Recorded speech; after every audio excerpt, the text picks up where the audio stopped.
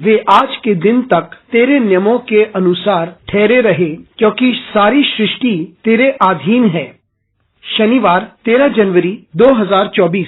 आज के मनन के लिए मैंने आप ही के लिए चुना है भजन संहिता 119 और उसका 50वां वाक्य। मेरे दुख में मुझे शांति उसी से हुई है, क्योंकि तेरे वचन के द्वारा मैंने जीवन पाया है। आपका दिन आशीषित हो। जब हम परेशानियों से होकर गुजरते हैं तो हम जो कोई भी हो, परमेश्वर हमारे लिए एक उत्तम योजना रखता है। आइए इस वाक्य पर मनन करते हैं। आज की सुबह का विषय है मेरे दुख में परमेश्वर की सांत्वना।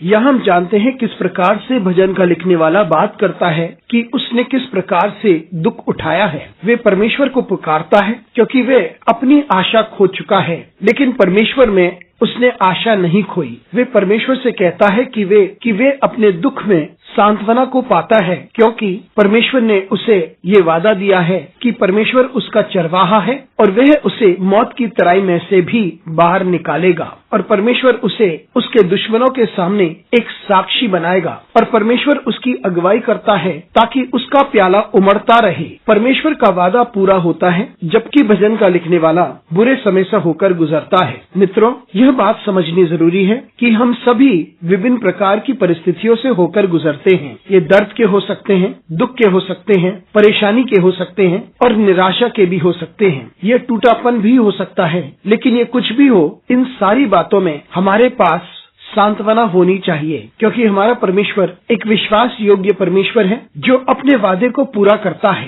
और परमेश्वर का ये वादा है कि वे हमें पुनः स्थापित करता है, वो हमें कभी नहीं छोड़ता है। और परमेश्वर का वादा ये है कि वे हमें थामे रखता है, हमारे साथ खड़ा रहता है, वो हमारी अगुवाई करता है और वो हमें आशीषित भी करता है। जब हम परमेश्वर के वादे पर भरोसा करते हैं, हम इस वक्त किसी भी परिस्थिति से होकर गुजर रहे होंगे, तब हमें ये सांत्वना मिलनी चाहिए, ये भरोसा होना चाहिए कि हम इस अंधेरी तराई में से होकर गुजर सकते हैं, क्योंकि परमेश्वर हमारे साथ है और वो हमें इस परिस्थिति में से बाहर निकालता है। तो हम इस विश्वास के साथ अपने आप को दृढ़ करें कि हमारा परमेश्वर हमारे साथ है, वो हमें कभी नहीं त्यागता है और वो ही हमें पुनर्स्थापित करता है। अनुग्रहकारी परमेश्वर स्वर्गीय पिता, तुझे धन्यवाद देते हैं, तेरा आदर करते हैं और तेरी महिमा करते हैं। हमारी सहायता कर परमेश्वर, ताकि हम इस बात को समझ सकें कि हम किसी भी परिस्थिति से होकर गुजरते हैं, तेरे वादे पूरे होते हैं, क्योंकि तू एक वफादार परमेश्वर है। हमारी सहायता कर परमेश्वर, ताकि हम निरंतर तुझ पर भरोसा करें।